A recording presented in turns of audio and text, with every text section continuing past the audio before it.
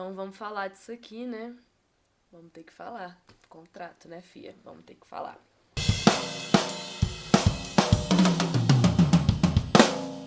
Oi, gente, meu nome é Ana, sejam bem-vindos ao Read with Ana e hoje a gente vai discutir um pouco de Amanhecer na Colheita.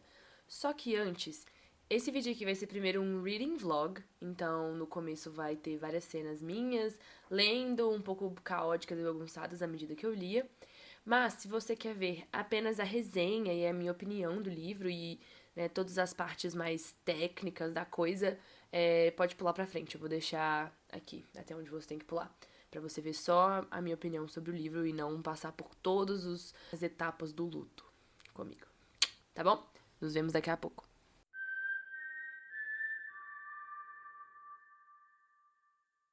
Oi, gente, sejam bem-vindos ao vlog de Amanhecer na Colheita. Finalmente vou ler esse livro, eu tô tipo umas 2, 3 semanas atrasada entre aspas, né? 3 semanas desde o lançamento.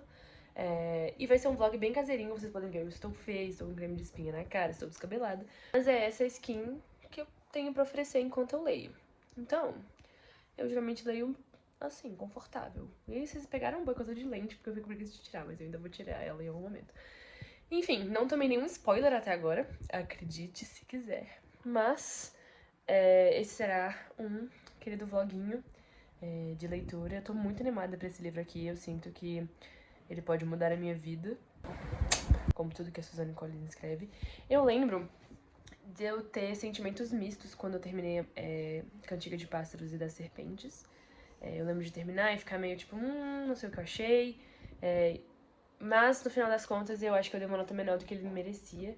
Então agora estamos pra ler esse aqui, espero não ter esse mesmo sentimento. Vou usar meu próprio marcador, porque eu me amo. Mano, mas é que meu marcador, modéstia à parte, é muito bonito. É isso. Eu tô na página 22 e ele tá descrevendo um pingente que ela deu, que eu imagino que seja essa imagem aqui da capa. Achei interessante, achei um bom começo. Estou gostando desse começo, assim. Várias referências aos Baird, aos Evergreen, Katniss Everdeen. Várias referências aos Baird, né, da Lucy Gray Baird, e dos Everdeen, que é da Katniss Everdeen. E, enfim, interessante, bem interessante.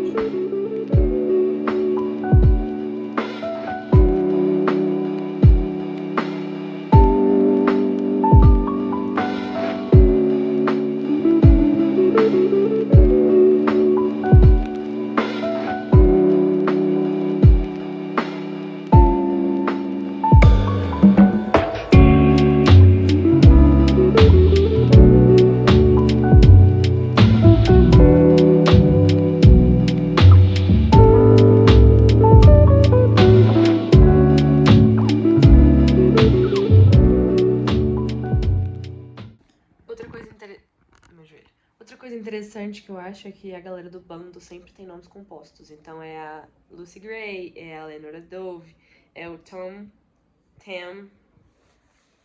Esqueci o nome do tio dela. Tem o Clerk Carmine e o Tam, no fim das contas. Tam Amber. E eu acho isso legal, assim, de ser uma coisa do bando, assim. É um começo de livro triste, porque a gente sabe que o Haymitch vai ser escolhido pra colheita. E esse é o massacre quaternário, o segundo massacre quaternário, né? Então é meio chato você saber que vai ter o dobro de participantes, o dobro de pessoas mortas. Enfim, muito, muito triste. E, enfim, é um começo que ele fica ainda mais trágico porque você sabe o que vai acontecer, sabe? Triste.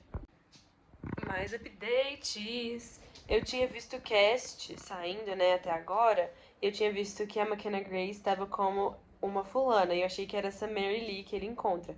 Mas não, ela é irmã gêmea da Mary Lee, que é a Maisie. E aí, ela foi sorteada aqui agora. Coisa chata, né? Chatão.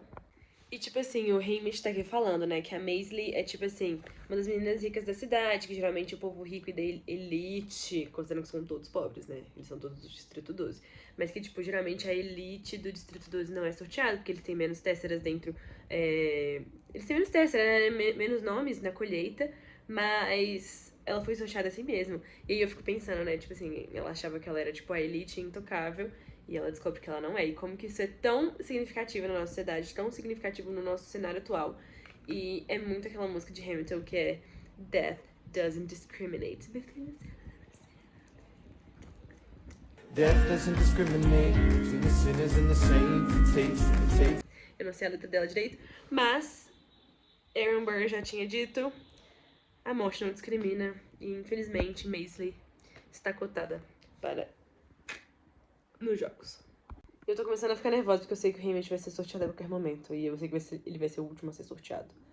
Por fins de narrativa. Mas eu estou extremamente chateada desde já. Ok, eu até me sentei surpresa. Não foi o Haymitch a ser sorteado. O último cara sorteado foi Woodbine Chance. E o que será que vai acontecer? Eu tô extremamente engajada. Isso é uma coisa muito interessante, porque a gente meio que já sabe que o Haymitch vai ser sorteado, vai para os jogos e vai ganhar os jogos. Então a Suzanne Collins, ela tinha uma missão muito específica de surpreender o leitor que já sabe como aquela história vai, né, se discorrer ao longo do tempo. Só que a gente não sabe os pormenores das coisas, então ela tá sendo muito boa aqui em nos surpreender naquilo que ela pode inovar, naquilo que a gente não sabe.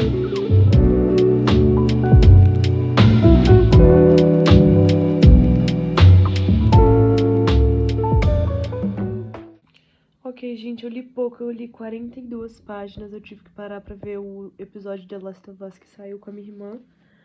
Mas amanhã eu viajo, são tipo 10 horas de ônibus, então talvez eu use um pouco desse tempo pra ler. E, na verdade, isso aqui é uma mensagem pra você, leitor, que não tem tempo de ler que nem eu.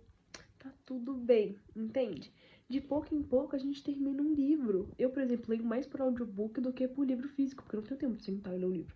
É muito mais fácil eu pôr um audiobook e ficar ouvindo ele indefinidamente enquanto eu faço outras tarefas que não exigem da minha capacidade mental total. Mas estou gostando até agora, estou achando bem interessante a abordagem que a Suzanne Collins escolheu, extremamente engajante. E eu tava com medo de, tipo assim, já saber o plot e ficar tipo, não sei o que eu vou querer. Mas gostei bastante, então teremos updates no futuro. Talvez amanhã eu leia de tarde antes de viajar, porque minha mala tá quase pronta. E aí na viagem também eu tenho a intenção de ler um pouquinho. É isso.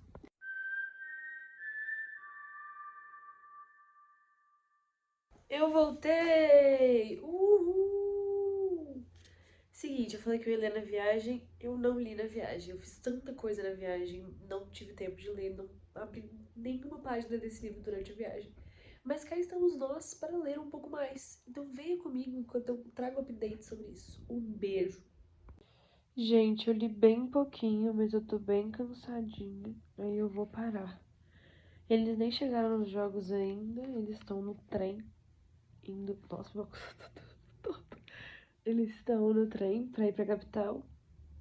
E é isso, amanhã eu leio mais um pouco, amanhã eu tenho de livre. Nossa, tô no capítulo 4, que vergonha! Parece que eu não leio, mas eu não consigo ler.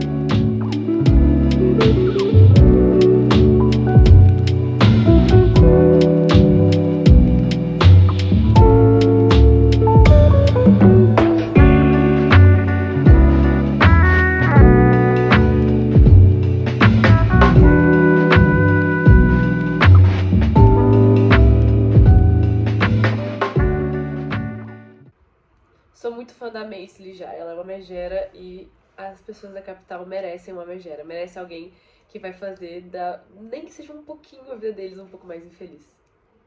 Ela acabou de dar um porradão na Drusilla. Ai, que delícia.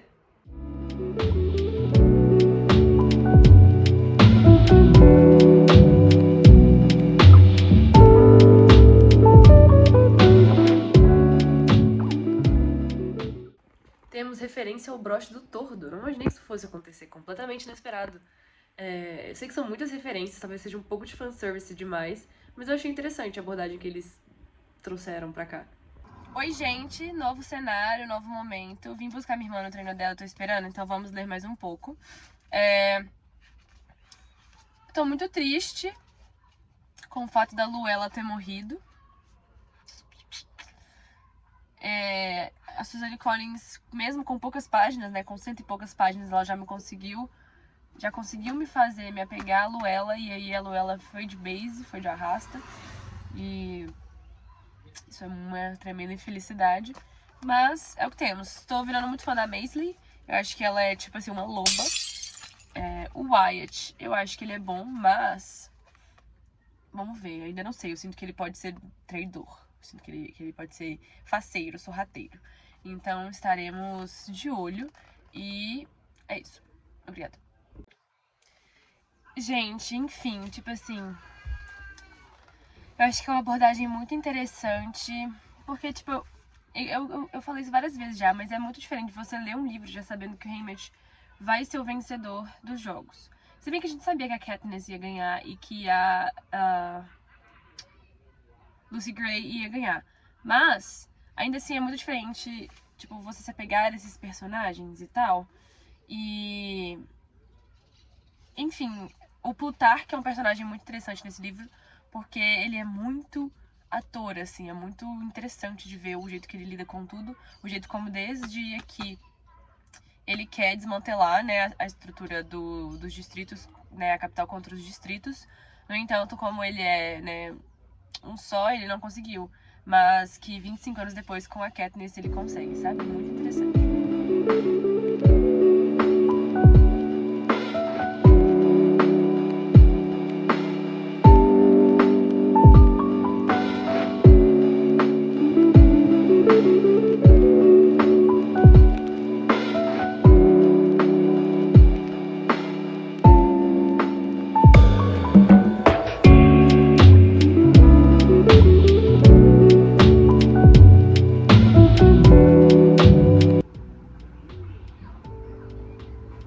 Oh my god, estamos com o Beatty aqui. E ele tem um filho.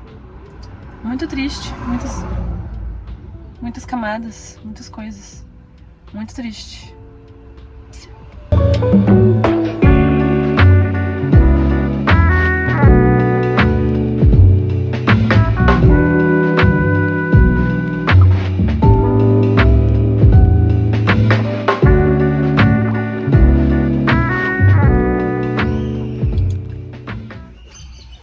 Ok, gente, acabou. Acabou o vlog por enquanto. Trago updates daqui a pouco. Eu li tipo 20 páginas só.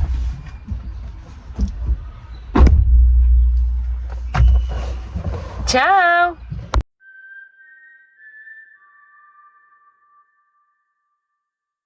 Gente, um mês se passou e eu vou terminar o livro.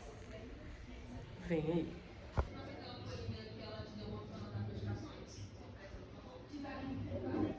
Gente, esse corre do Beat ser o mentor do próprio filho dele, o Ampert, na arena, tipo assim, isso pra mim é de um sadismo absurdo. Nossa, completamente estranho, completamente nojento.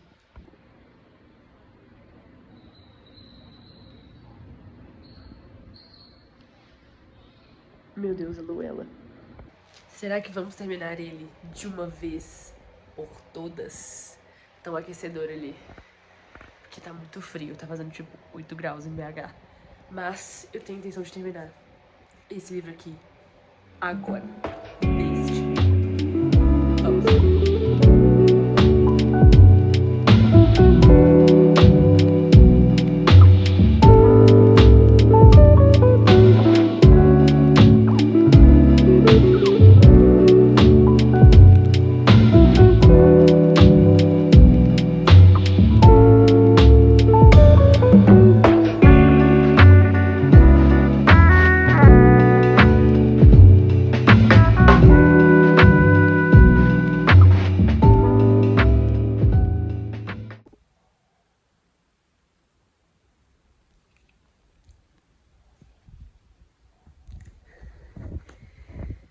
Eu acho que a morte do Ampert é uma das mais grotescas que eu já li.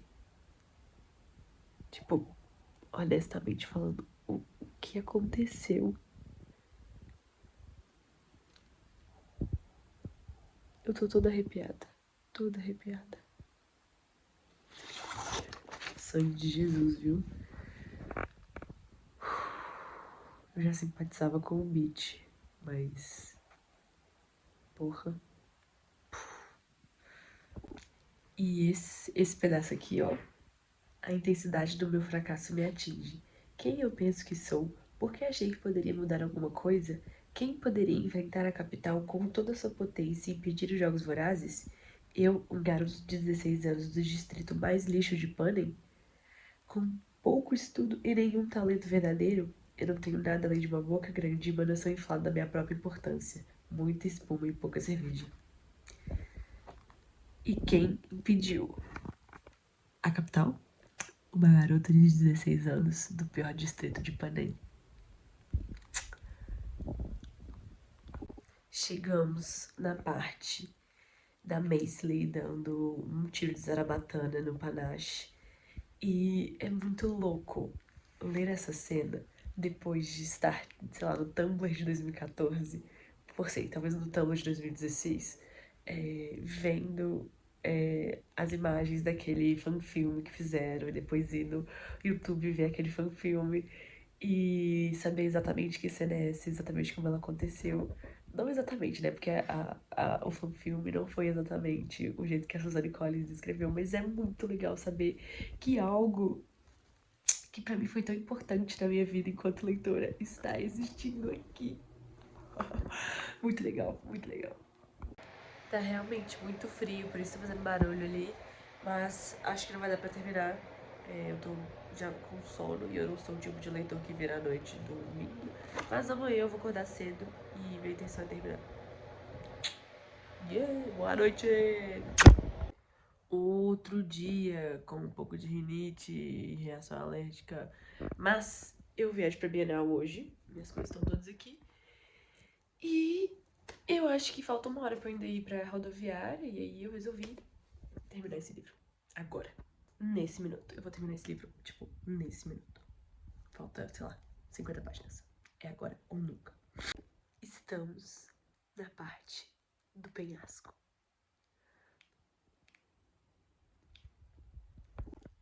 Foda. Muito foda. Muito bom. Vamos ver o pós dos jogos. Haymitch é oficialmente o ganhador. Vamos ver o que acontece agora. Eu não acredito que eles mataram a mãe e o irmão do Haymitch. Eu não tô acreditando. Tipo assim. Cara. Puta merda. Tipo, é óbvio que esse homem virou um alcoólatra. Tipo assim, a única solução é essa. Honestamente falando. Mano, nossa, que isso, mano. Que isso. Mano, imagina que você vence os jogos. Aí você finalmente vai pra casa, feliz. Assim, feliz não, né? Mas pelo menos aliviado de poder retornar pra sua família. E aí eles tiraram a sua família também. Você passou por uma experiência de 6 dias traumática, em que você teve que matar outros jovens, ser perseguido quase à morte e um monte de coisas. Fora todas as merdas que aconteceram com o Snow, com a Dora Dove, com a Luella. E aí você chega em casa e eles incendiaram a casa. Com a sua mãe e o seu irmão dentro. Mano, isso não existe. Cara, não, isso aqui, pra mim, o que é isso? Eu falei cedo demais. Eu não acredito que mataram a Laura Dove também. Quer dizer, eu imaginei que ela fosse morrer, mas assim, tão imediatamente, tão logo em seguida, depois dos jogos, depois do incêndio dos pais e assassinato da Laura Dove. Meu Deus, o alcoolismo é a única solução. Meu Deus, o que é isso? Nossa, o que é isso? Parceiros, nossa.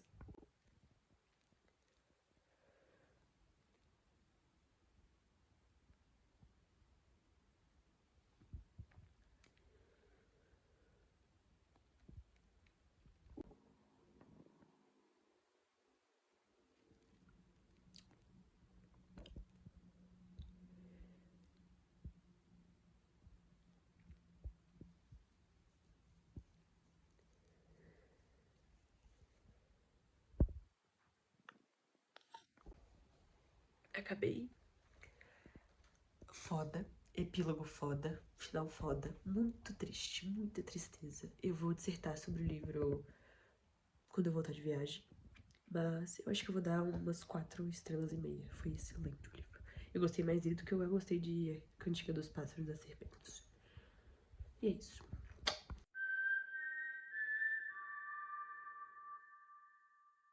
Beleza. Como vocês viram ao longo de toda essa saga, todo esse reading vlog, vocês perceberam que isso aqui foi algo. Foi algo.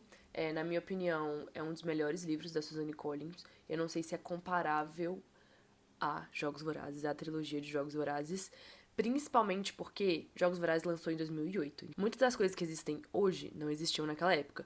Então, a Suzanne Collins ali, ela flertava com essa discussão de propaganda, de manipulação das massas, só que numa época que a rede social era muito, muito, muito inicial. E eu acho que esse livro aqui, nos tempos que a gente tem hoje, ele é absolute literature. Simplesmente perfeito. A gente tem que começar falando de todas essas coisas que estão aqui, que são as epígrafes, eu não sei se esse é o termo técnico, mas a gente tem uma frase do George Orwell que vai falar: toda propaganda é uma mentira, mesmo quando fala a verdade.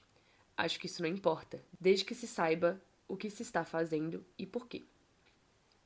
E aí temos o William Blake dizendo: uma verdade contada com má intenção vence todas as mentiras da sua invenção.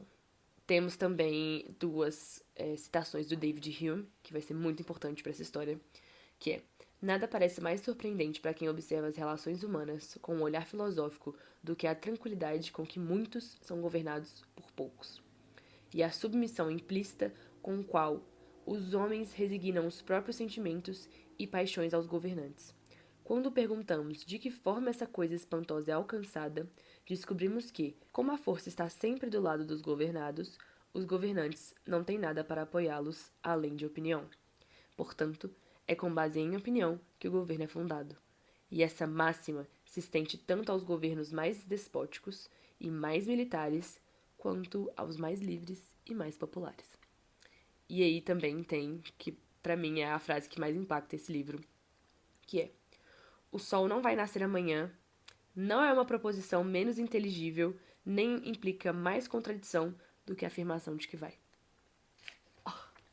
Suzanne Collins, um beijo pra você. Um beijo gigante. E aí a gente vai começar essa história. Eu vou fazer um breve recap dessa história aqui, passando só pelos pontos importantes, não vai ser necessariamente um resumo bem detalhado. Ai, deixa eu tirar essa bandeira dos Estados Unidos aqui, gente. O que ela tá fazendo aqui? Em minha defesa, essa bandeira aqui eu ganhei quando eu visitei o Panamá. E aí eu fiquei com vários gringos, tipo, interagindo. E aí tinha trocas de tokens, assim, de coisas. E eu ganhei essa bandeira. E aí ela mais representa o Panamá do que... Ai, some, acabou. Suma. Esse livro começa no aniversário do Haymitch, que vai ser nosso protagonista. E é muito semelhante à forma como Jogos Vorazes começa. Então é a manhã da colheita, eles estão sendo acordados, eles no caso, a Katniss e o Haymitch, estão sendo respectivamente acordados por seus respectivos irmãos mais novos. Então a Prim vai acordar a Katniss e o Sid, que é o irmão do Haymitch, vai acordar o Haymitch. E aí ele vai acordar, é a manhã da colheita, é aquele clima estranho, ele vai trocar ideia com a mãe dele, vai ajudar uma camarada ali do Distrito 12 a fazer os destilados dela ali. E depois que ele se nega a encher a cisterna deles lá, ele vai ajudar a mulher das bebidas alcoólicas. E aí ele vai encontrar quem? O amor da vida dele, que é a Lenora Dove. A Lenora Dove é uma membra do bando. Então, pra quem leu a Cantiga dos Pássaros... Pra quem leu a Cantiga dos Pássaros e das Serpentes, entende a grandeza e a importância do bando. Eles são, na sua essência, os songbirds, que são os pássaros que cantam. Isso vai ser importante, guarde isso. E a Lenora Dove, então, é parte do bando e é namorada do Haymitch. Então eles vão ali trocar uma ideia e a Lenora Dove, ela cuida de gansos. Gansos. Você sabe onde a gente vê gansos? No final de A Esperança. Quando é narrado que o Haymitch está cuidando de gansos. Ó. Aqui, tá bom? E aí, eles trocam uma ideia, que pra mim é a parte mais interessante do começo do livro. E, de novo, é o que vai ditar todo o resto da história. E tem muita relação com a filosofia do David Hume. Então vamos começar por isso, né? Eu ia ler aqui um pedaço, mas vamos começar pelo David Hume. David Hume, ele é um filósofo iluminista, contemporâneo lá do Thomas Hobbes, do René Descartes, de vários outros filósofos ali que são importantes. E ele vai discorrer muito sobre política e ele é chamado de empirista radical. Ou seja, a filosofia dele se baseia no fato de que ele só acredita naquilo que ele consegue provar empiricamente. Então, por exemplo, traçando aqui o raciocínio dessa frase que eu li do começo do livro. O sol nasceu ontem, o sol nasceu antes de ontem, o sol nasceu antes de ontem e o sol nasceu hoje. Isso não significa que o sol vai nascer amanhã, a gente não tem provas de que ele vai nascer amanhã. E por isso ele fala aqui, né, o sol não nascer amanhã é uma proposição tão, né, aceitável quanto o sol vai nascer amanhã. E aí, com base em tudo isso, a gente vai ter conversa entre a Lenora Dove e o Haymitch nessa manhã da colheita. Ela diz, né, feliz aniversário, parará piriri, e aí ele fala, né, tipo, ele fala sobre as bebidas alcoólicas, como que não vai ser difícil alguém ir pegar as bebidas alcoólicas que ele faz com a mulher lá, que é a Hattie. E aí ele fala, 4 pessoas vai ser um golpe para muitas famílias. Ela fala, na verdade, né? E aí ele responde, vai ficar tudo bem e tal. E ela pergunta, você não acredita mesmo nisso, né? Aí ele responde, talvez não, mas eu tento, porque a colheita vai acontecer, não importa no que eu acredite, com a mesma certeza de que o dia vai nascer amanhã. E aí ela, né, muito sabiamente fala, bom, você não tem prova de que isso é certo de acontecer. Não pode contar que as coisas vão acontecer amanhã só porque aconteceram no passado. Essa lógica é falha. Fala tipo, nossa, mas é assim que as pessoas planejam, né? Parará, piriri. Eu falo várias vezes isso, né? Foi mal. E aí ela fala, isso é parte dos nossos problemas. Pensar que as coisas são inevitáveis. Não acreditar que a mudança seja possível. E aí ele fala, pode até que seja, mas eu não consigo imaginar o sol não nascendo amanhã. E aí ela pensa e fala, mas você consegue imaginá-lo nascendo no mundo sem a colheita? E ele diz, não no meu aniversário. Nunca fiz aniversário sem ter uma colheita junto. Ele tenta distrair ela já a todo custo, mas ela insiste. Não, escuta, pensa bem. Você está dizendo, hoje é meu aniversário e também tem colheita. Ano passado, no meu aniversário, também teve colheita. Então, todo ano vai haver a colheita no meu aniversário. Mas você não tem como saber isso. Quero dizer, a colheita só começou a existir 50 anos atrás. Me dá um bom motivo para que ela continue acontecendo só porque é o seu aniversário. Eu acho que essa é uma mensagem muito forte, principalmente para um livro que quer discorrer sobre mudança, que quer discorrer sobre rebeldia, sobre luta de classes, sobre todos esses pontos que são tão importantes para essa história. E aí, isso pra mim é lindo, lindo, lindo, lindo, lindo. A Lenora Dove não é minha personagem favorita, na verdade eu acho ela meio chatona. Mas ela é uma chatona do bem, ela é uma chatona certa, ela está certa de ser chatona. E aí eu acho isso aqui lindo. E aí, beleza, aí vai rolar a colheita, tá todo mundo lá. Né, aquele clima é o segundo massacre quaternário. Então, a treta desse massacre quaternário é que vão ser escolhidos o dobro de tributos. Então, em vez de 2 tributos por distrito, vão ser 4 tributos por distrito. E isso, né, duplica a quantidade de pessoas mortas nos Jogos Vorazes. E aí ele tá lá, beleza. E aí, quem vão ser os sorteados, né? Os colheitados. Os sorteados. As pessoas que vão ser sorteadas foram... O primeiro camarada a ser sorteado é um menino chamado Wyatt. E é uma escolha muito irônica, é uma sorte, né? Um azar, na verdade, muito irônico, porque ele e a família dele ganham dinheiro em cima de apostas em relação aos Jogos Vorazes. Então a família dele é meio mal vista nesse sentido, porque eles meio que, tipo, lucram em cima da desgraça alheia, da tragédia alheia. Então eles ficam apostando as probabilidades de fulano ou ciclano ganhar, fulano ou ciclano perder, e aquela monte de aposta, e extorquindo pessoas que estão ali, né, usando daquele sofrimento como entretenimento. A segunda pessoa a ser escolhida foi a Luella, que é uma criança, ela é muito novinha, e ela é muito querida pro Haymitch, ele chama ela de queridinha. Então, se você lembra de Jogos Vorazes, que ele chama a Katniss de queridinha, e soa muito sarcástico, soa muito maldoso e mal intencionado, e ela fica brava com isso na trilogia original. Aqui a gente entende que a Luella veio antes da Katniss, e a Katniss lembra muito a Luella pra ele. E aí é por isso que ele chama ela de queridinha, e isso parte o meu coração. Depois é sorteada uma garota que chama Maisily Donner. E a Maisily, ela é uma garota rica da cidade, entre várias aspas, porque consideram que eles estão no Distrito 12 e ainda todo mundo é fudido. E aí ela é irmã gêmea e ela é filha do prefeito. Ninguém nunca achou que ela ia ser escolhida, né? O prefeito até tenta, tipo, subornar as pessoas, ele faz um escândalo, pá. Só que aí ele não consegue fazer nada.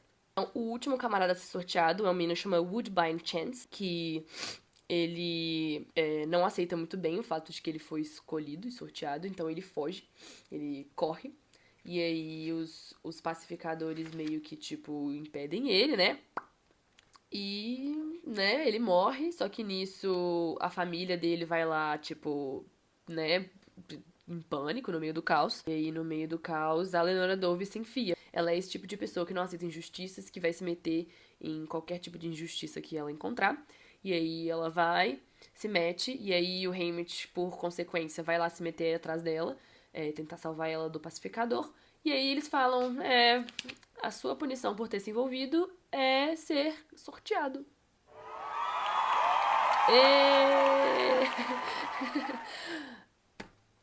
Pois é. E aí, isso volta muito, né, pra história de Jogos Vorazes original, pra trilogia, em que a Katniss, tipo, a gente sabia que o Haymitch tinha participado dos jogos, mas a gente não sabia quais eram as condições dessa escolha. Inferimos que ele tivesse sido sorteado na colheita. Mas, agora lendo o livro, a gente descobre que a realidade é outra. Ele foi selecionado no meio da bagunça pra poder cumprir ali a quantidade de pessoas e substituir o moleque que foi, né? E aí, é muito louco pensar isso. E, tipo assim, a Katniss não sabe disso. Enquanto a gente tá lendo Jogos Vorazes, provavelmente eles alimentaram. Provavelmente não. Depois que tudo isso acontece, eles meio que simulam uma colheita dele. A Drusilla, que é tipo a F desse livro, que é a mulher da capital que vai lá fazer o sorteio, ela pega um nome aleatório, um papel, ela finge que lê o nome do Haymitch. E aí ele é meio que sorteado só pras câmeras, sabe? Só pra ter aquela documentação como se fosse de verdade. E aí essa é a narrativa que é vendida para as pessoas. Então a Katniss, ela nasce num contexto em que as imagens da colheita do Haymitch existem, mas ninguém sabe que é uma colheita forjada, que ele na verdade sofreu todo aquele BO e aí ele foi meio que punido pra estar ali. Então é muito doido de pensar isso. Propaganda já começa aqui. Percebam, percebam. E aí, beleza, ele vai, eles vão, tipo, viver lá, né? Ele vai ter que ir. A Lenora Dove, né, na conversa anterior, tinha dado pra ele um acendedor, que é esse bagulho da capa aqui, que tem um Songbird e um Snake. Isso vai ser importante também, segura. E aí, vai ele, a Maisel, a Luella e o Wyatt, eles vão, né? Não tem o que fazer, fomos sorteados, vamos ter que ir. Contrato, né, fia? E aí eles foram, eles vão lá, eles vão sofrer bastante. E aí a gente conhece, então, um camarada que a gente já conhece, na verdade, que é o Plutarque. Na verdade, a gente vê ele já na colheita e ele é importante aqui. Porque o Plutarque, ele é meio que tipo um cara das mídias. Ele não é necessariamente o cameraman, mas ele é o cara das propagandas da capital. Então ele faz toda uma espetacularização ali de tudo que tá acontecendo. E ele é um sinistro. Ele é tipo um baba-ovo sinistro de toda a situação. Tipo assim, ele é muito... Ele lambe muitas bolas das pessoas na capital, mas a gente vai entender que isso, na verdade, é importante. Isso é importante, porque é a estratégia dele pra se manter relevante e por dentro dos jogos na tentativa de derrubar a capital. Mas segura, tô pulando etapas. Então ele vai, eles estão no trem, parará, piriri, vão pra capital e vão conhecer as mentoras dele. E aí, quem são essas pessoas, né? A Mags, que a gente já conhece, do Distrito do Finnick, que a gente conhece no livro de Em Chamas. Ela foi a ganhadora do 11º Jogos Vorazes, ou seja, logo depois dos Jogos Vorazes da Lucy Gray. E considerando que os Jogos Vorazes da Lucy Gray foi os Jogos Vorazes que a espetacularização dos jogos aconteceu, que a gente vê isso em A Cantiga dos Pássaros e das Serpentes, a Mags provavelmente foi a primeira vencedora direta a passar por tudo isso que a gente conhece. Então, ter o tour do Vitorioso, ter toda a propaganda em cima dela, e pôster, e parará, vencedor, vencedor, vitorioso, vitorioso, vitorioso. Ela provavelmente foi a primeira vítima desse novo modelo de Jogos Vorazes. E aí a Mags é uma das mentoras dele. E a gente tem também a Iris. E lá no meio tem a Drusilla, que é a menina da colheita, que é uma chatona. Ela tá lá só pra, tipo, dar pitaco e receber lacrada da Maisel, que é uma diva. A gente vai falar da Maisel. E aí, é isso. Eles estão lá. Elas começam a dar, né, as dicas delas. E vai ter, na verdade, depois a caminhada das carroças lá, das carruagens. Eu chamo de carroça porque deve ser meio esquisito. Mas as carruagens, né, o desfile dos tributos. Vai acontecer, então, o desfile dos tributos, que é aquele que em Jogos Vorazes eles ateiam o Peeta e a Katniss em fogo. Em fogo, tá certo, eu falei certo. até em chamas, será que é isso que eu queria falar? Pra ficar temático. Mas é isso, vai rolar tudo isso, só que aí o estilista do Distrito 12, que é o Magno, ele simplesmente é um doidão, ele fica se drogando, lambendo sapo. E aí ele não aparece, a Drusilla entra em pânico, porque o emprego dela tá né, na reta ali, ela tem que fazer uma boa apresentação dos tributos do Distrito 12. E aí uma das funcionárias da Drusilla, que também estava ali encarregada da estilização dos tributos, é a Proserpina, e a Proserpina é irmã da F.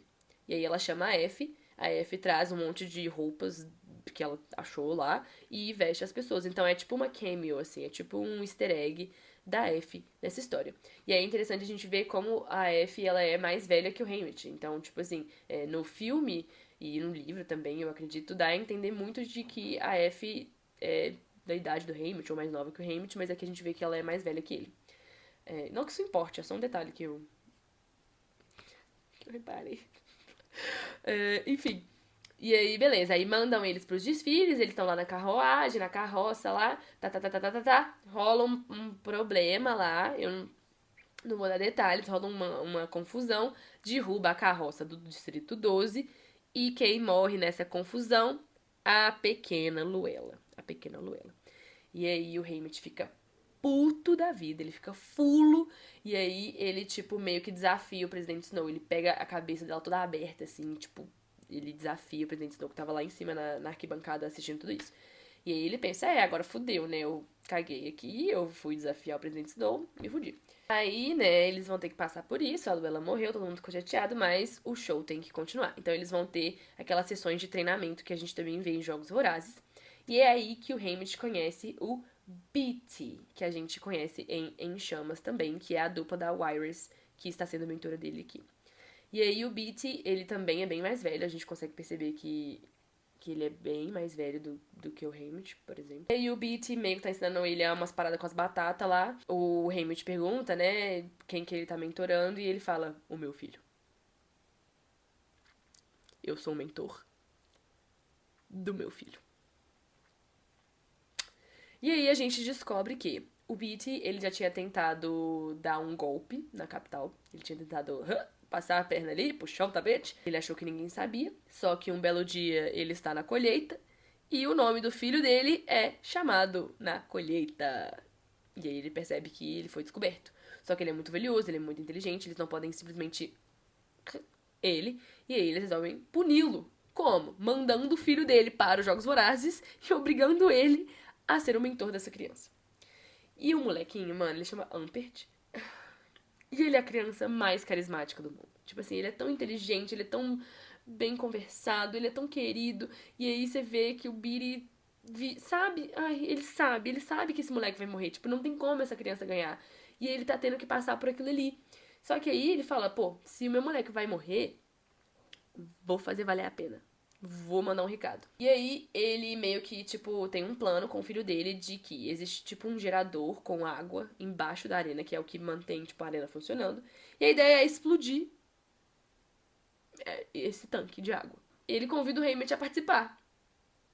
Na caruda, assim. E aí, ele meio que... O Haymitch fica, tal, né? Sei lá. É isso. Aí, ele descobre isso e eles começam meio que fazer uma aliança. Aí acontece uma coisa, na verdade eu não sei se ela acontece antes ou depois de tudo isso. Agora eu me perdi aqui um pouco na história. Mas lembra que eu falei que a Luella morreu? O presidente Snow chama o Haymitch pra uma conversa íntima. O Plutarch tá lá também. E aí ele tá lá e fala, eu tenho um mimo pra você. Um presentinho. Pode vir, Luella! E vem uma criança que parece muito a Luella. Dá pra saber que não é a mesma pessoa, mas fisicamente parece muito a Luella. E ela fala, meu nome é Luella, do Distrito 12. A capital, né, o presidente Snow, eles meio que escolheram uma criança. A gente não sabe quem é essa criança, de quem ela é filha, de onde ela veio, não sabemos nada sobre ela. E ele pega essa criança e ele meio que telesequestra ela, igual ele fez com Pira em A Esperança. Ela simplesmente sofre um severo trauma e eles apagam a memória dela. E aí ela foi programada a dizer, meu nome é Luella McCoy, do Distrito 12. E aí ela se convence disso, porque ela sofreu todos aqueles abusos. Pra piorar, eles têm tipo um bagulhinho no ouvido dela que fica controlando ela. E aí ela é meio tantando as ideias. E aí o Haymitch fica assim, Tipo, isso é, tipo, sádico além. Tipo, sabe, isso é, tipo, estranho pra caralho. Isso é maldoso. Nossa, é muito sádico, muito sádico. E aí o Haymitch fica em choque, ele leva essa criança de volta pro AP deles lá na capital. Aí todo mundo fala, que porra é essa? Fica a Megs, a Wires, o Wyatt, a Maisly. E todo mundo olha pra aquela criança e fala, caralho. Tipo, isso é estranho, isso é muito distorcido, sabe? Isso é tão maldoso, isso é tão, sabe? Ai, é tão horroroso, é tão, ai, eu não tenho palavras, não existem palavras no vocabulário pra, tipo, sabe, descrever o quão bizarro, o quão grotesco, o quanto estranho é isso. E aí, todo mundo fica embasbacado. E a Luella é totalmente tantã, igual eu falei, então ela não sabe nada, ela não fala nada, ela come se ela não tivesse sido alimentada há 10 anos, e ela tem uma fissura por cobras. Vocês entendem que as cobras são a capital? E o fascínio dela por cobras prova. Prova não, mas é um jeito de mostrar que ela é controlada pela capital. E todo mundo decide chamar essa criança de Lulu, né? Lou, mas de Lulu, porque é esquisito chamar ela de Luella, já que ela não é de verdade a Luella. Nisso, rola uma outra conversa do Plutarco com o Haymitch. Ele deixa o Haymitch conversar com a Lenora Dove. E aí ele descobre que a Lenora Dove está presa. E aí fica aquela coisa, aquele clima. Lenora Dove é uma rebelde. Ela é uma songbird na sua essência. Beleza. Aí tem as entrevistas, tem aquela entrevista com o Flickerman. Eles decidem que cada um dos tributos ali do 12 vai ter, tipo, uma personalidade, um soft power, assim, tipo, eles vão fazer a própria propaganda deles.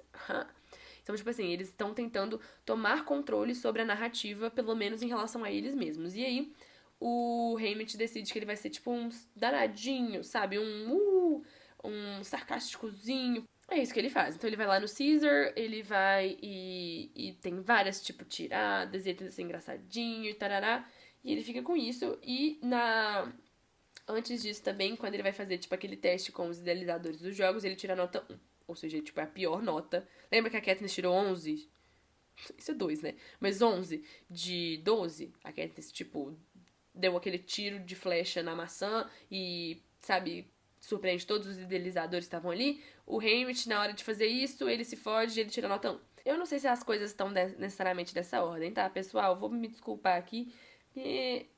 Eu não tenho certeza. De todos os treinamentos dos tributos, a gente sabe que os carreiristas eles se juntam num bando e o resto dos outros vão formando as suas respectivas alianças. E aí o Humpert, que é o filho do Beatty, ele fica tipo, a gente tem que formar uma aliança, nossa, eu tô juntando a galera aqui, porque juntos seremos mais fortes, juntos seremos imbatíveis, na verdade não, juntos teremos menos chances de morrer de forma grave, drástica e traumática. E aí eles decidem se chamar de novatos. Por quê? Fica aquela pergunta, né? Os carreiristas, todo ano eles ganham. Mas os carreiristas são o quê? 4 pessoas nos anos normais. E os outros distritos são as outras. 4 vezes 12 dá 48. As outras 44 pessoas. As outras 44 pessoas que não são carreiristas. Por que essas pessoas não se juntam e acabam com os carreiristas? Por que as pessoas não se juntam e não acabam com a capital? O Plutarque até faz esse questionamento pro Haymitch. Ele pergunta, por que vocês não se rebelam? E o Haymitch fala, porque a gente tem medo. Eles têm armas. Aí ele fala, vocês podem ter armas também. Por que vocês não se rebelam? E aí o Haymitch fala, por que não? E é aí que tá. Principalmente essa passagem do começo do David Hume, que ele fala que o contrato social entre os governados e os governantes, ele depende de uma opinião. E se a opinião do povo é de que eles não podem derrotar a capital, se a capital vende a imagem de que tudo depende deles e que eles são os bons moços, você não se rebela contra a capital. Tem até uma cena no começo do livro que eles falam, tipo, paz é pão, paz é não sei o quê, paz é não sei o quê, e os pacificadores são a paz. Ou seja, se você quer comer, se você quer ter uma vida digna, se você quer manter a paz, você precisa dos pacificadores que são submetidos à capital. Hora de ir pros jogos, vou passar tudo isso. Ele quem ensina o Haymitch sobre fugir do banho de sangue, arrumar armas, água e comida e fugir é a Mags e a Wires. E aí, é isso que ele ensina, né, pro Peeta. Eu vou ficar apontando pra cá porque meus jogos vorazes tá aqui. É isso que ele ensina pro Peeta e pra Katniss, que é tipo, evitar o banho de sangue, arrumar armas, arrumar comida, arrumar água e ir embora. Então, ele entra lá.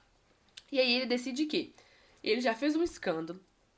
Ele desafiou o presidente Snow. O presidente Snow já mandou uma criança telesequestrada pra provocar ele. O presidente Snow não curte ele. Eles têm uma conversa absurda, eu esqueci de falar disso. Isso é uma conversa sinistra sobre a Lenora Dove. Ele fica tipo assim, você tem um pássaro cantante lá, né? Fiquei sabendo. Cuidado com essas pessoas do bando. Eles são, tipo, ardilosos e não sei o que, não sei o que lá. Claramente dando, né, fazendo referência a Lucy Gray, que traumatizou o coraçãozinho dele, ele tá tão coitado. Ai, a minha namorada fugiu e eu dei tiro na floresta. Mas é isso, ele faz esse grande show e ele fala, essas garotas do bando, né, elas cantam palavras doces, mas elas só trazem problema. Esquisito, né? Snow, vamos superar? Aquele amigo que só fala da ex. Vamos superar, presidente Snow. Aí é hora de ir, ele tá lá na arena e ele decide que ele vai fugir dos novatos. Então eles formaram a aliança ali dos novatos. Só que ele decide não andar com o bando dos novatos, porque ele sabe que o Snow odeia ele e ele não quer que, tipo assim, que os novatos estejam marcados por causa da presença dele. E aí ele meio que vai viver como um lobo solitário na floresta. Começou os jogos, ele vai, pega as armas e corre, tal, tal, tal. Aí, tudo na arena é lindo. Essa arena é linda, ela é toda linda, a natureza é linda, tem água em abundância, tem comida em abundância. E aí, ele corre, corre, corre, e ele decide parar pra beber uma aguinha num rio. Aí ele tá bebendo água e tá vendo um coelhinho, põe, põe, põe, bebeu um pouco d'água. E o coelhinho faz o quê? Morre. E aí ele fala, tudo aqui está envenenado. E ele começa a passar mal, porque ele bebeu água. Mas passar mal, ele enfia uns carvão na boca, que ele achou dentro da mochila que ele pegou na cornucópia. Nham, nham, nham, nham, nham, e limpa aquele veneno. Passa mal, ele vomita, caganeira, blá, blá, blá. Come os carvão, ressuscita. Mas ele fica paia, fica fragilizado. Vai, dia passa, o Wyatt é o primeiro a morrer. No primeiro dia ele já, provavelmente no banho de sangue. E aí quem acha o Haymitch é a Lulu. E aí a Lulu fica, Haymitch, acharam o Haymitch, Haymitch, acharam o Haymitch. E ele fala, pô, essa criança aqui toda bugada me achou, vou ter que cuidar dela, né? E aí ele vai e fica cuidando dela, dá uns papazinhos pra ela e tal. E aí um belo dia ele tá passeando com a Lulu lá, né, tentando sobreviver. Ela vê um arbusto, umas plantas, umas florzinhas, ela enfia a cara no arbusto assim, alegria, passa, flores, flores, flores. E tudo está envenenado na arena. Lembra que eu falei isso? E aí ela morre envenenada pelo pólen da planta. Tá bom pra vocês? Valeu a pena fazer edit do presidente Snow mais novo por causa da cantiga dos pássaros e serpentes? Suas feias. Aqui dizendo pra vocês agora aqui, ó. Vocês caíram no papinho da nevasca. Pra vocês, tá? Otárias. Todos otários. E aí ele acha o Wampert. E aí ele tá com um plano lá de explodir a arena que eu falei com vocês. Acho que minha família tá comendo. Peraí que eu vou jantar. Beleza, uma jantinha depois. Vamos continuar. O Wampert conversa lá com o Haymitch, tá? Eles resolvem explodir o bagulho. Eles conseguem. O Haymitch desce lá, tem todo um plano. Ele entra num arbusto, que é tipo uma passagem secreta. Ele desce, acha o bagulho, risca o acendedor, que é esse bagulho aqui que a Lenora Dove deu pra ele. Explode. Ele fica submerso, agarra assim, blá, blá, blá, blá. Sobrevivi. Aí na hora que ele sai, cadê o Wampert? Que tava lá fora esperando por ele. Cadê a criança? E aí ele se depara com vários esquilos amontoados em cima de algo, devorando este algo. E quem é este algo? O Wampert. É o Wampert, que está ali sendo devorado por esquilos bestantes carnívoros. E aí o Haymitch tenta matar eles, só que é muito sádico. Porque, tipo, os bestantes, eles são programados pra ir atrás de você. Ele é programado pra ir atrás de fulano ciclano, ou só de fulano, ou de fulano ciclano beltrano. Não. E aí, o Snow, os idealizadores dos jogos, eles sabiam que eles queriam foder com o Haymitch. E aí, eles mandam matar a porra da criança. essa criança doce, simpática, carismática, mandam matar ela devorada até os ossos por esquilos bestantes. E aí não há nada que o Haymitch possa fazer. Ele não consegue, tipo, atrair a atenção dessas criaturas pra ele. Ele não consegue, tipo, descer o pau nelas, porque, tipo, são muitas. E aí, tudo que resta é ele se rebelar, se revoltar, mas não é suficiente, porque essas criaturas comem o Ampert inteiro. E aí tem essa cena muito triste, muito gore, que o Haymitch fala que só sobrou o osso. Ele só viu uma moçada ali. Então essas criaturas devoraram essa criança viva. Essa é pra vocês, fãs tietes do Presidente Snow, que ficam fazendo editzinhos com este homem. É sobre este homem que vocês estão fazendo. Ai, o Tom Blythe é lindo. Não, é verdade. Isso pra mim aqui foi uma insanidade. Andando, enlouquecido, triste, depois de tal. E quem encontra ele? A Maisley. E aí a Maisley encontra ele, e aí ele fica tipo, vamos ter que ser aliado então, né? E aí eles vão cuidando um do outro. Ele encontra na Maisley, que teoricamente era uma menina inimiga dele. Primeiro, porque ela não gostava da Lenora Dove, não sei se eu já falei isso. E segundo, porque ela era tipo a riquinha da cidade. E eles vão lá conversando, trocando uma ideia e tal. O Haymitch, ele tá querendo chegar, tipo, na borda da arena. E ele não dá os motivos dele, não conta pra Maisley. Mas ele fala, não, mas a gente vamos andar naquela direção, vamos andar ali. E ela fica tipo, por que você quer andar pra ali? A gente tem que encontrar os outros novatos. Aí ele, não, vamos dar um passeio. Tentando engamelar ela. Ele sofre uns ataques de umas borboletas, abelha, sei lá o que era. E aí eles vão, tipo, conversando e tal. E aí eles decidem ir atrás, acho que da última novata que sobrou, que é a Welly. E aí eles estão tentando chegar até ela. Só que nisso, enquanto eles estão andando, eles se deparam, e essa também é uma das cenas que pra mim é uma das mais significativas dessa história. Eles estão andando e aí eles se deparam com idealizadores dos jogos, limpando uma cena ali, passando um rodão ali. E aí, junto ali, né, daquela cena, eles encontram também a Silka. Então a gente tem a Marit e a Silka.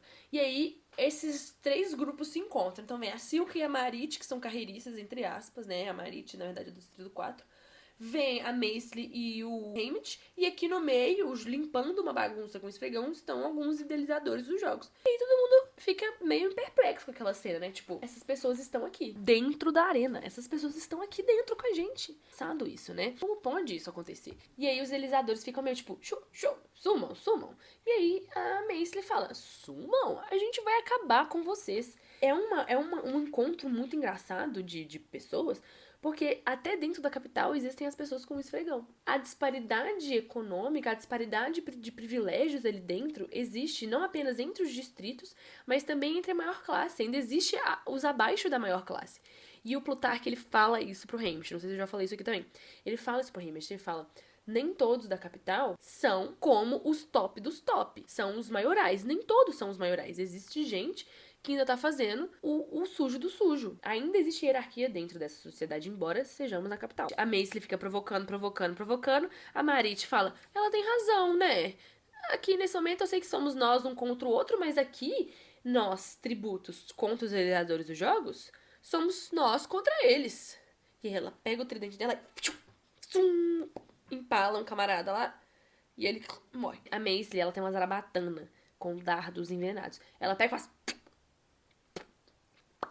espeta a outra idealizadora dos jogos também, cai mortinha da Silva. A Maisley corre com eles, né, porque eles vão sofrer as consequências, os idealizadores dos jogos que estão lá não vão deixar barato. E aí a Maisley, depois que eles correm, ela vira pra ela e fala, o que aconteceu? Por que você não fez nada? Onde você estava? Homem, o que aconteceu? O que aconteceu? E aí o Haymitch, ele reflete sobre isso, ele fala, mano, eu tô aqui com essa faca na minha mão, eles estão ali desarmados, vulneráveis, eu podia ter só... todos eles. Mas não, o que me impediu de matar essas pessoas? Qual é o poder que traz ali? Não o poder real de, tipo, armas e tal, porque eles tinham esse poder, eles estavam armados.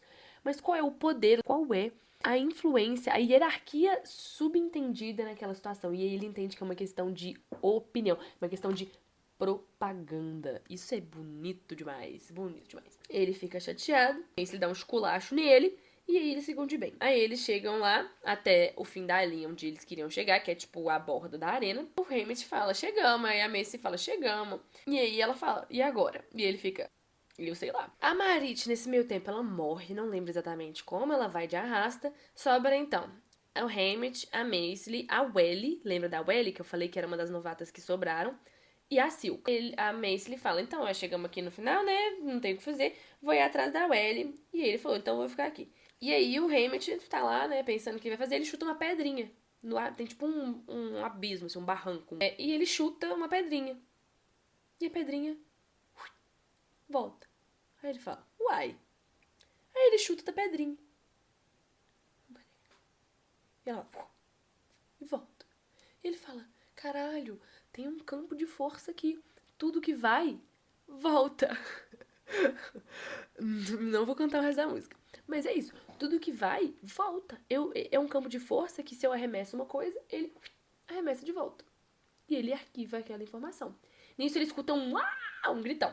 Que é o gritão da Maisly. Ele corre, tem tipo umas aves, assim, umas gaivotas que estão devorando a Maisly também, atacando, bicando ela loucamente. Ela tá ajoelhada no chão, tentando se proteger, né? Mas eles estão, tipo, esburacando ela. E aí uma das aves faz assim, ó, na garganta dela. E aí, né, acabou-se o que era doce, não tem como. E mais uma vez, são bestantes criados pela capital para atacar a Maisly naquele momento. Então, as aves não atacam o Haymitch. É isso, né? A Maisly vai de arrasta. Sobra, então, a Silka, o Haymitch e a Welly.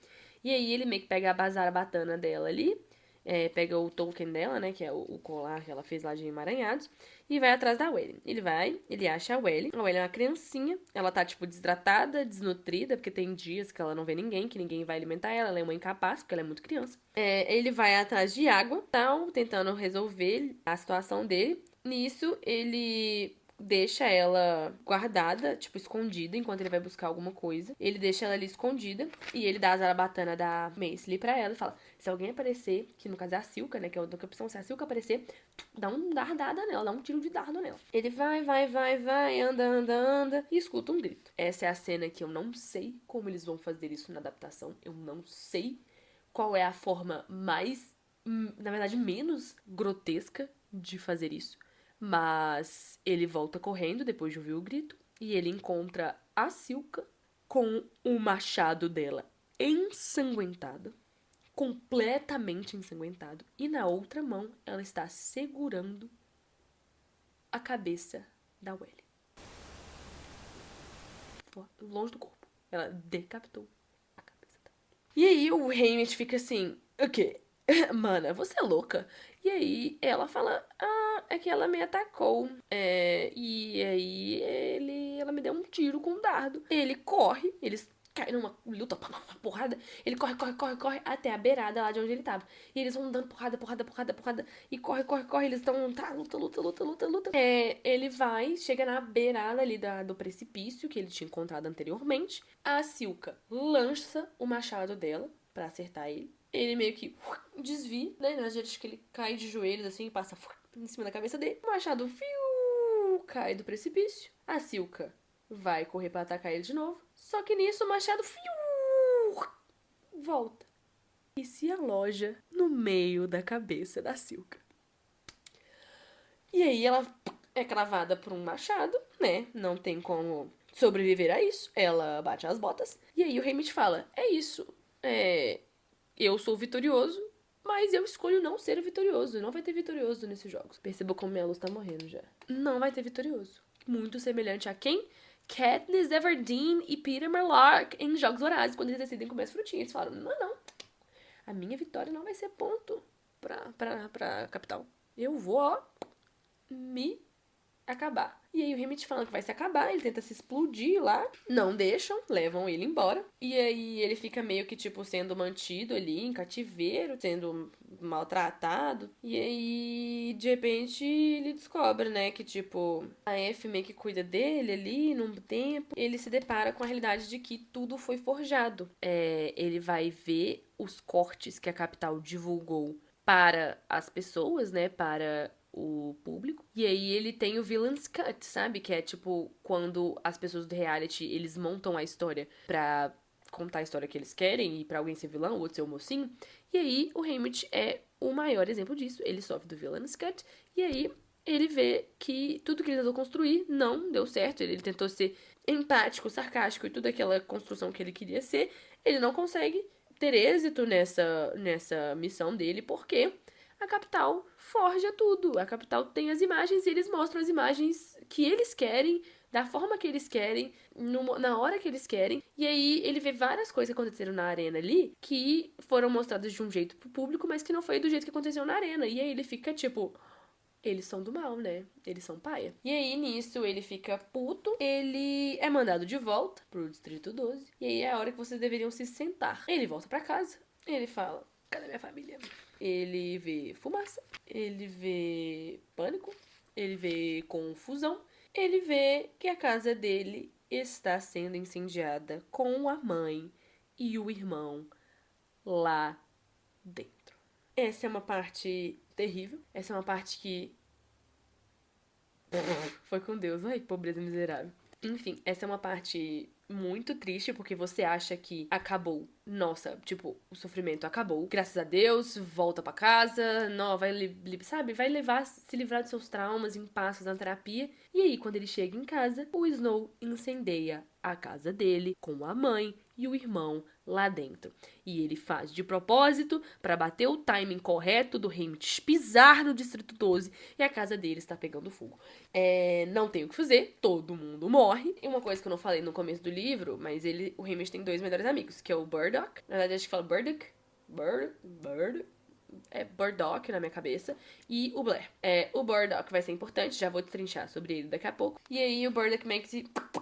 mama ele ali com um remedinho pra dormir, pra ele poder ser dopado, né? Enterra a galera toda que morreu, né? Os tributos que voltaram, então o Wyatt, a Maisley e a Lulu, né? O corpo da Lulu. E também vão enterrar o pai do Wyatt, que não suporta a dor de ter perdido tudo isso, de tudo que aconteceu, e ele também vai de arrasta, ele se arrasta, na verdade. O Burdock e o Blair, chega uma hora que eles deixam o Haymitch sozinho, ele vai atrás do bando pra encontrar a Lenora Dove, e aí ele encontra ela lá no meio dos gansos, e aí eles se beijam como loucos, estão muito felizes, ela tá com um saco de jujubas que ele deu pra ela antes da colheita, e aí ela come a porra da jujuba, e não é a jujuba que ele deu no começo do livro. É outra jujuba. O presidente Snow deixou lá de presente pra ela. E aí ela morre envenenada pela jujuba. Ela bate as botas, o Haymitch enlouquece. É claramente um plano de enlouquecê-lo, né? O presidente Snow tá fazendo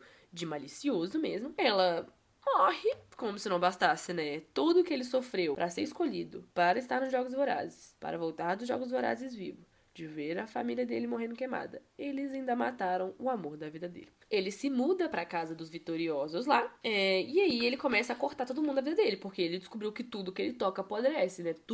Todas as pessoas que se envolvem com ele vão ser punidas pelo presidente Snow e pela capital. Então ele se isola naquela casa dos vitoriosos, não deixa nem o Burdock nem o Blair entrarem, fica lá chapando os cocos, porque é o único momento que ele tem de paz da dor dele, é quando ele está bêbado, e é o único momento que ele consegue, né, se deparar com o fantasma da Lenora Dove, que é quando ele tá bêbado. É isso, tipo assim, eles tentam ali, não conseguem, né, tal. E aí tem o epílogo, que eu acho que eu não vou falar dele, porque essa é uma experiência que você tem que viver sozinho. Eu acho que foi uma das coisas mais dilacerantes que eu já li na minha vida. Me entristece profundamente. Eu gosto muito de Jogos Vorazes e pra mim esse epílogo ele é ao mesmo tempo um crime e uma dádiva. Eu não posso chorar de novo. É tudo muito lindo, mas é tudo muito triste. E assim acaba o livro, mas é assim que a gente entende, né? Tudo que existe nesse livro. E aí agora começa a parte da opinião mesmo, depois desse big recap. A parte da opinião esse é um dos melhores livros que eu já li, e é um dos melhores livros da Suzanne Collins, e olha que eu já li a saga de Gregor, que ela escreveu antes dos Jogos Vorazes. Esse livro diz tudo. Diz tudo. Primeiro que a Suzanne Collins viu todos esses edits que vocês fizeram Presidente Snow e resolveu mostrar que ele é ridiculamente monstruoso, ele é doente, ele é sádico, ele é grotesco, ele é bizonho. E aí ela escreveu esse livro pra provar pra vocês de que a mensagem da Cantiga dos Pássaros e Serpentes não é o Presidente Snow é um gostoso.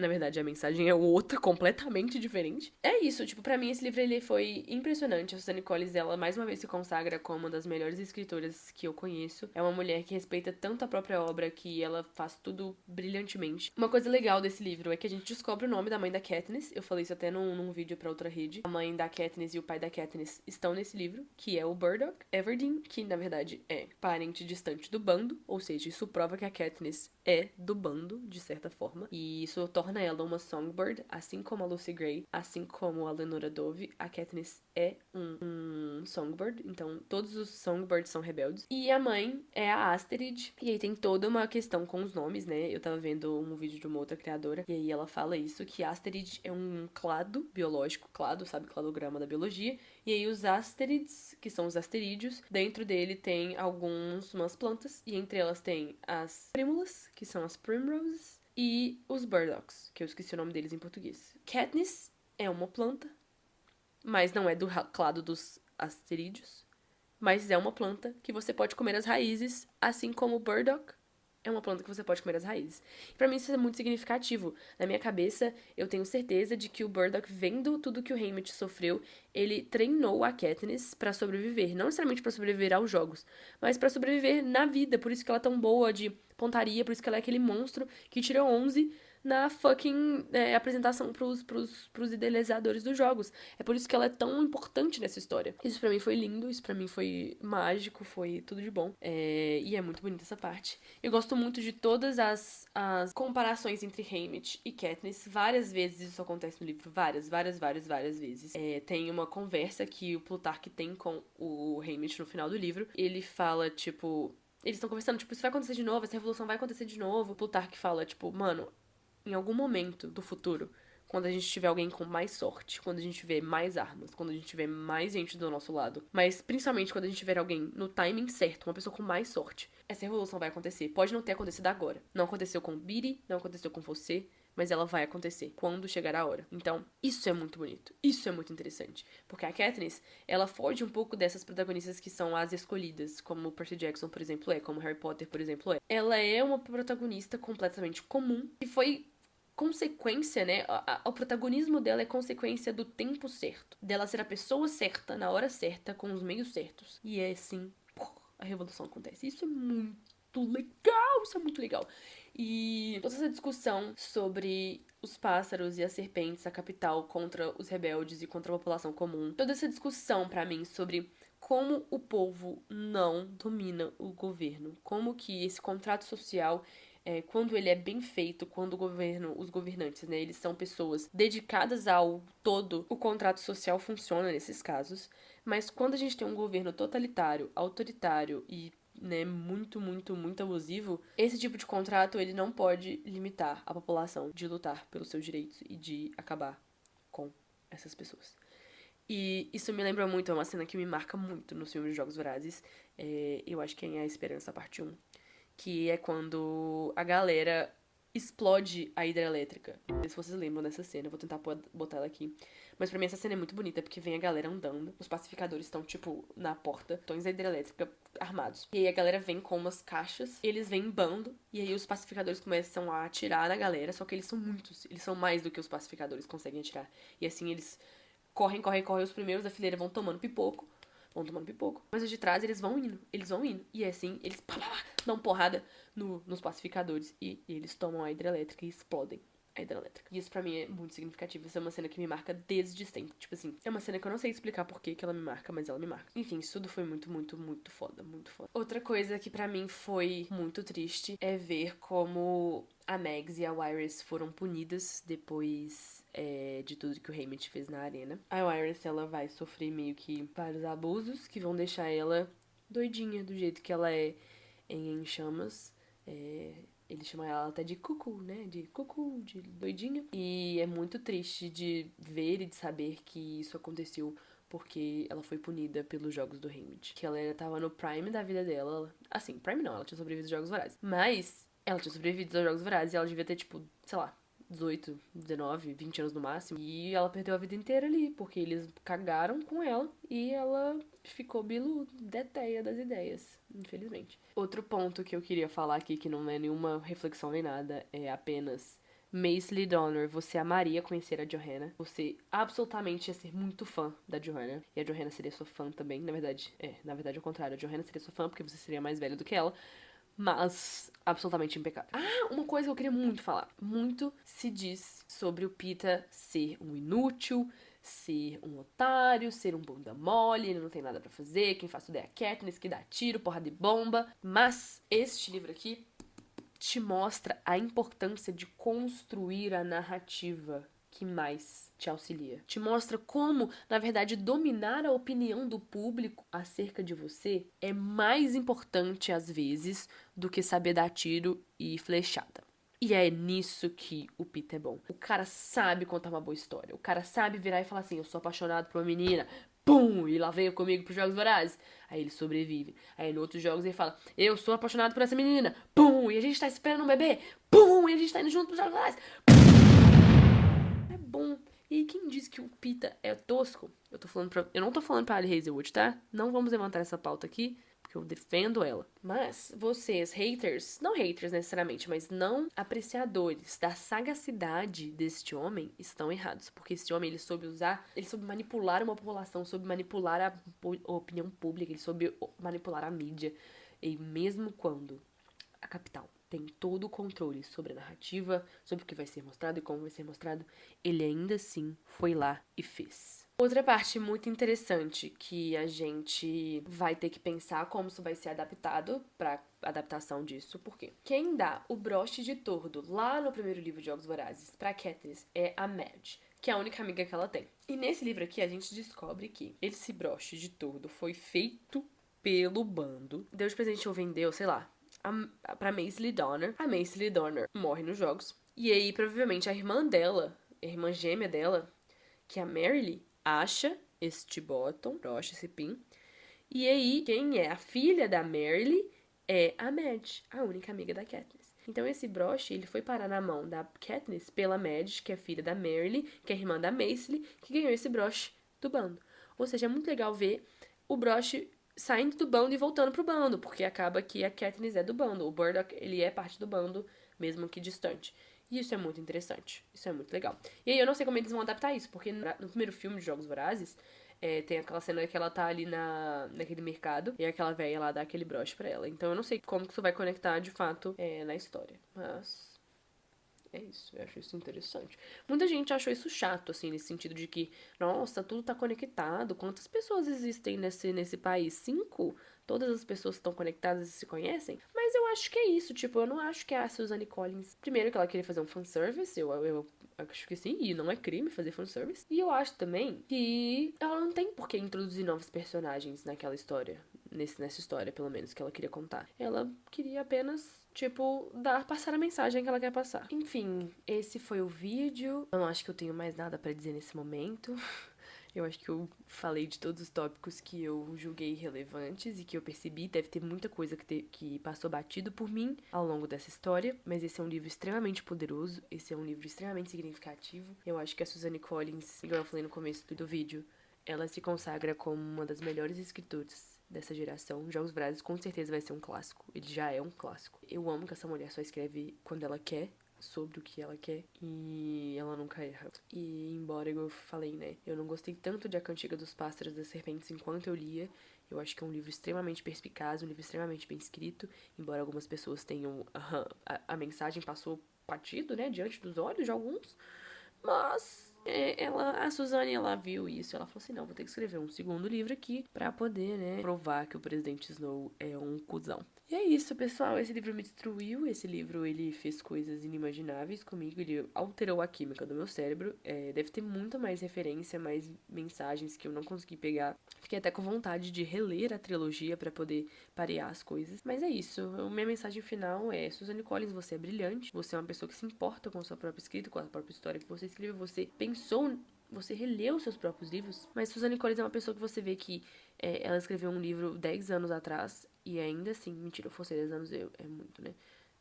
Não, mais de 10 anos.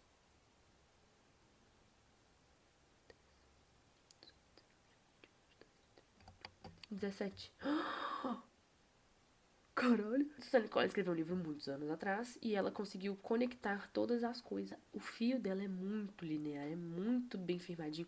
Todos os elos dessa corrente estão feitos. Diferente de alguns autores que às vezes eu leio mais de um livro de uma saga e parece que tudo que foi escrito no primeiro, no segundo livro, some no terceiro, no segundo some no primeiro, e as coisas vão se perdendo. Suzanne Collins não, ela é certeira, ela é cirúrgica em tudo que ela faz. É isso. Enfim, comenta aqui se você gostou do livro, se você já leu, comenta se você tem alguma teoria, se você tem alguma outra informação que eu não falei aqui ainda. E é isso. Nos vemos no próximo vídeo, que eu não sei qual vai ser. Mas eu tô de férias, meu planejamento é fazer mais vídeos ainda nas férias, tá bom?